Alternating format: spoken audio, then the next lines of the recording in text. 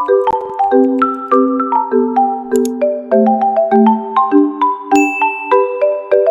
semuanya, Assalamualaikum warahmatullahi wabarakatuh. Kembali lagi dengan saya Sabina Zahra dengan NIM 21010710009. Baiklah, pada sebelumnya kita telah mengenal apa itu kredit. Materi minggu ini kita akan melanjutkan materi sebelumnya, yaitu tentang penyelesaian kredit bermasalah.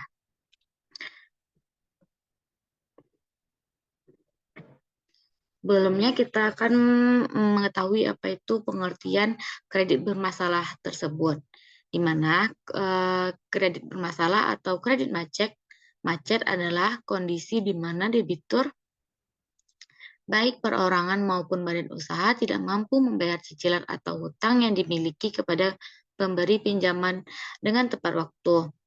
Kondisi tersebut dapat disebabkan oleh banyak hal seperti debitur kehilangan penghasilan utamanya, mangkir secara terencana dalam melakukan pembayaran, dan lain-lain. Jika kondisi kredit macet tidak segera diselesaikan, maka akan memperburuk riwayat atau skor kredit debitur tersebut. Dengan riwayat kredit yang buruk, maka akan berdampak saat debitur akan mengajukan pembiayaan di tempat lain, di mana debitur dengan riwayat kredit yang kurang baik akan kesulitan mendapatkan approval pengajuan pembiayaan.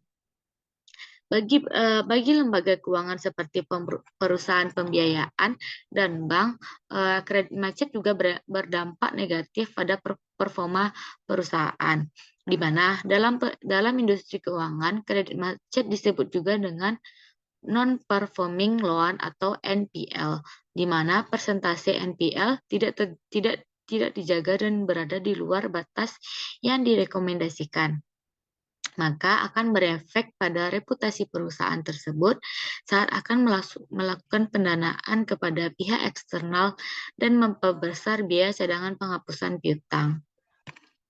Selanjutnya, kita akan membahas penyebab-penyebab kredit macet. Yang pertama yaitu ada analisis kredit yang bermasalah, di mana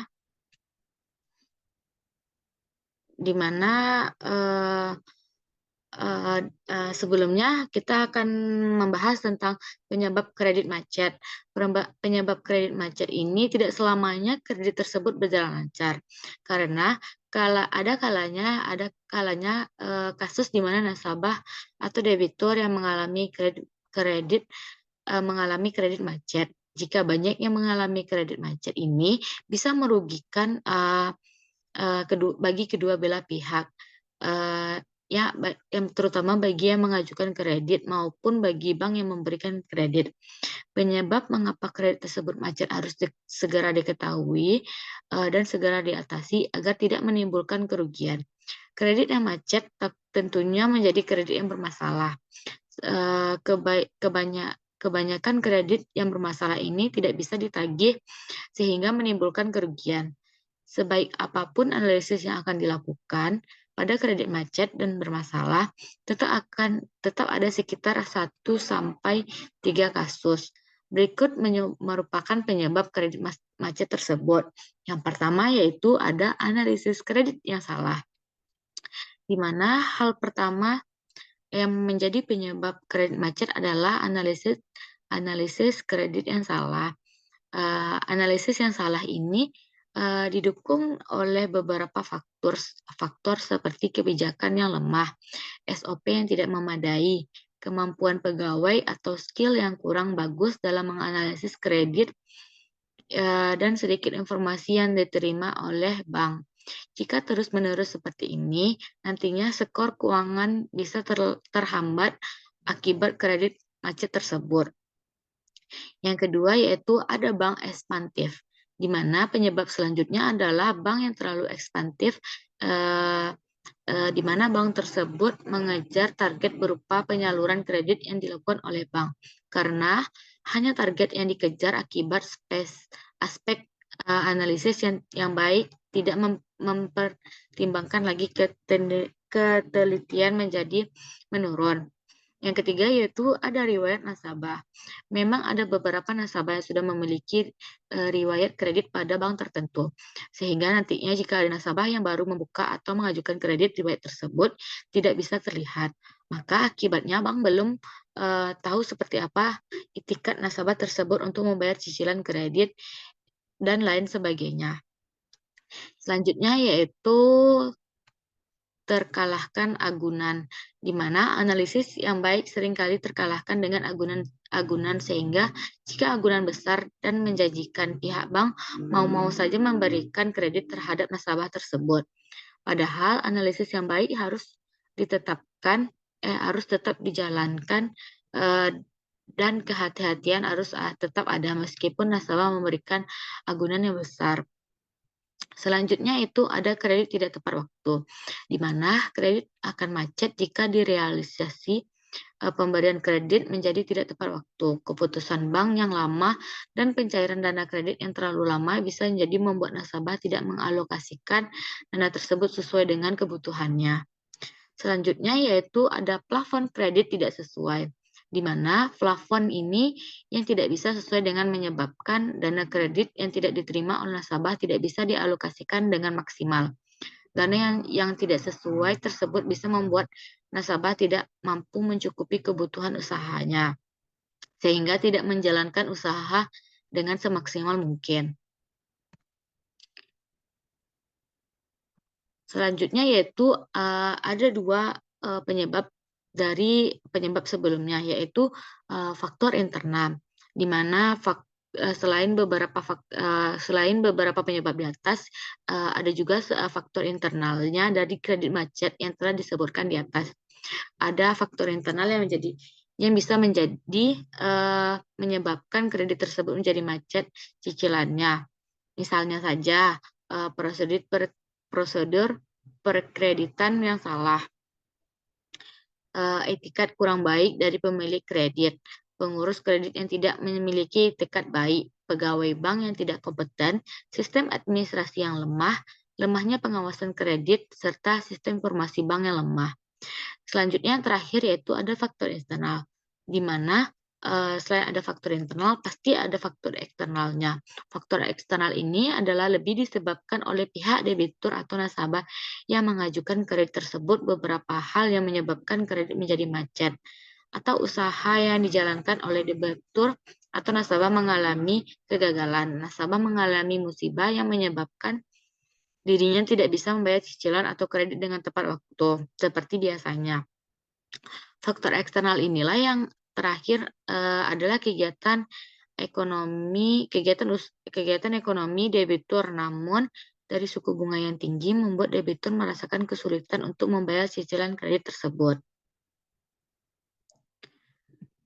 Selanjutnya yaitu ada dampak-dampak dari kredit macet, yaitu ada 3 dampak. Yang pertama yaitu ada kesulitan untuk mendapatkan pinjaman dari lembaga keuangan lain.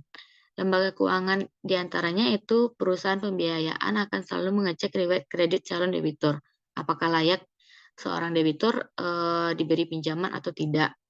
Jika calon debitur mempunyai kolektibilitas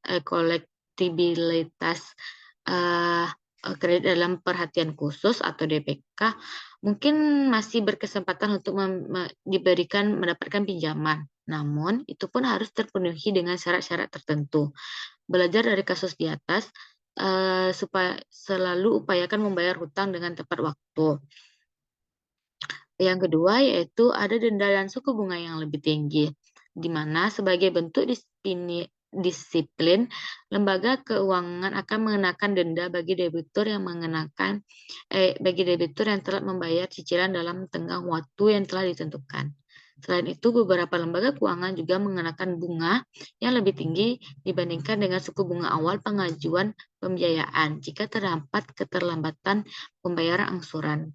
Dengan dua kondisi tersebut, bukan yang meringankan, melainkan justru menambah beban bagi debitur dalam membayar hutang tersebut. Secara nominal yang akan dibayar akan semakin besar sekaligus mendapatkan riwayat kredit yang kurang baik.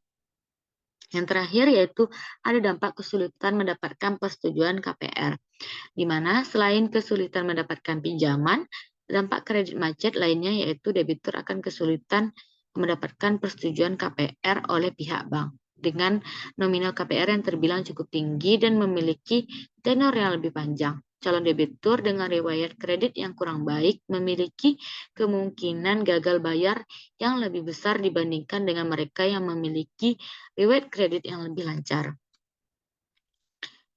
Selanjutnya, pembahasan kita yang terakhir yaitu tentang penyelesaian kredit macet. Kredit macet tidak boleh dibiarkan begitu saja, namun harus segera diatasi agar tidak menimbulkan beberapa kerugian baik bagi bank maupun bagi debitur.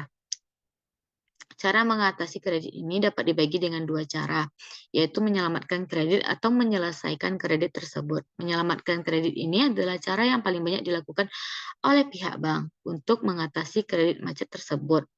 Lalu, untuk menyelamatkan kredit, pihak bank sebagai kreditur dengan debitur akan melakukan perundingan kembali. Penyelamatan kredit ini bisa dilakukan dengan beberapa cara sebagai berikut. Yang pertama yaitu ada rescheduling, di mana setelah mengetahui penyebab kredit macet, langkah pertama yang bisa dilakukan untuk mengatasi kredit macet adalah melakukan penjadwalan kembali. Yang dijadwalkan kembali adalah jadwal pembayaran dengan jangka waktu kredit. Fasilitas penjadwalan kembali ini hanya bisa diberikan debitur dengan kriteria tertentu. Yang kedua ada reconditing, di mana dengan persyaratan kembali baik itu sebagian maupun seluruh syarat-syarat kredit yang disetujui antara kedua belah pihak. Persyaratan tersebut tidak terbatas pada perubahan jadwal pembayaran saja, jangka waktu, dan beberapa syarat lainnya sepanjang persyaratan tersebut tidak menyangkut jumlah maksimal saldo kredit. Selanjutnya yang terakhir ada lembaga hukum. Langkah terakhir yang bisa dilakukan untuk menyelesaikan kredit yang mengalami masalah dengan meminta bantuan hukum. Hal ini untuk menyelesaikan masalah kredit dengan bank. Itikat baik untuk menyelesaikan masalah kreditnya dengan bank. Di mana lembaga yang berbasis hukum serta menangani kredit macet seperti PUPN atau Panitia Urusan Piutang Negara, Dirjen Piutang dan Lelang Negara, Badan Peradilan dan melalui akselerabilitas maupun Badan Alternatif Penyelesaian Sengketa. Demikian materi kita hari ini. Kurang atau lebih saya ucapkan terima kasih. Assalamualaikum warahmatullahi wabarakatuh.